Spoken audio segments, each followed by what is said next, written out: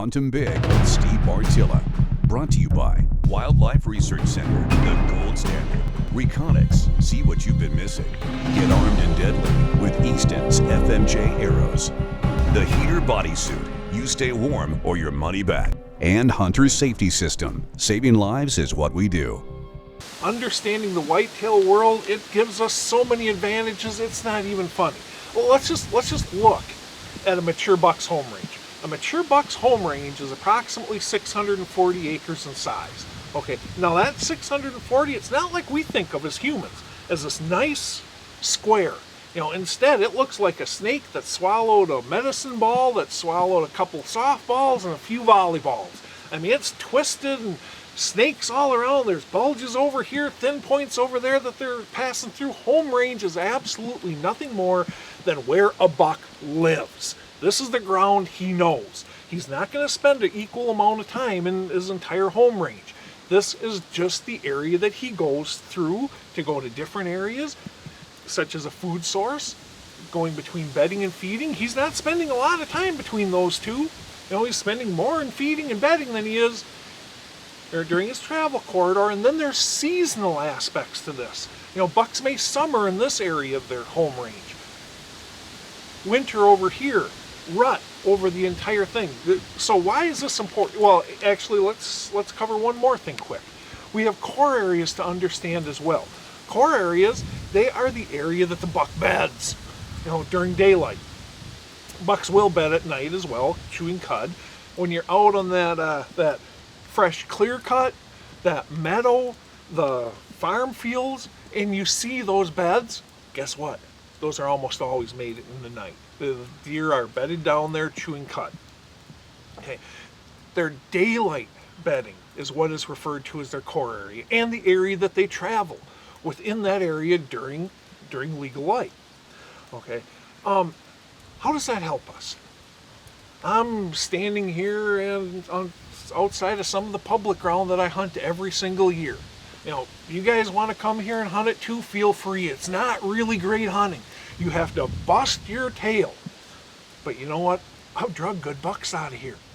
You know, despite the fact that the parking lot I'm standing in, geez, almost any day in deer season, there'll be at least 5 vehicles in this parking lot, another 4 or 5 in that parking lot over there, another 4 or 5 in that parking lot over there.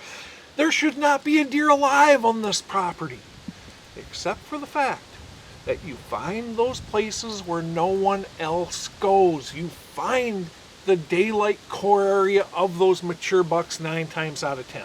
How does a buck reach maturity living on ground like this? Well, he's sure not going to move around a lot during bow season in areas or firearm season in areas that we're hunting. Okay, they find those core areas where they feel safe. Then those areas they will move during legal shooting light, because we don't go there. Okay, outside those areas, they don't move during legal shooting light much at all, if any. Or they never got to be 3.5 years old or older to begin with. Okay, the home range, that mature buck that shows up, and I mean, every year you hear it over and over and over. I was sitting up in my stand, all of a sudden this buck I've never seen before, it comes running through the woods. Oh man, then I did this, I did that, and the other thing. You just showed up. It must be because of the rut. Probably not. It's probably because that ground was part of his home range all along. All right? It's just that, as we said earlier, they don't spend an equal amount of time in every area within their home range. Okay? Now is the rut. Now he's trying to find does.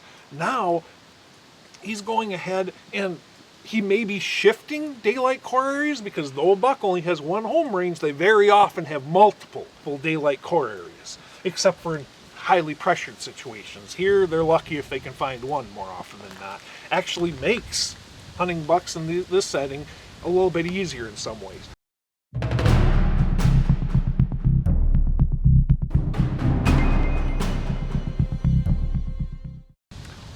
Remember, that buck doesn't spend equal time. Now he's dogging his home range like crazy trying to find does.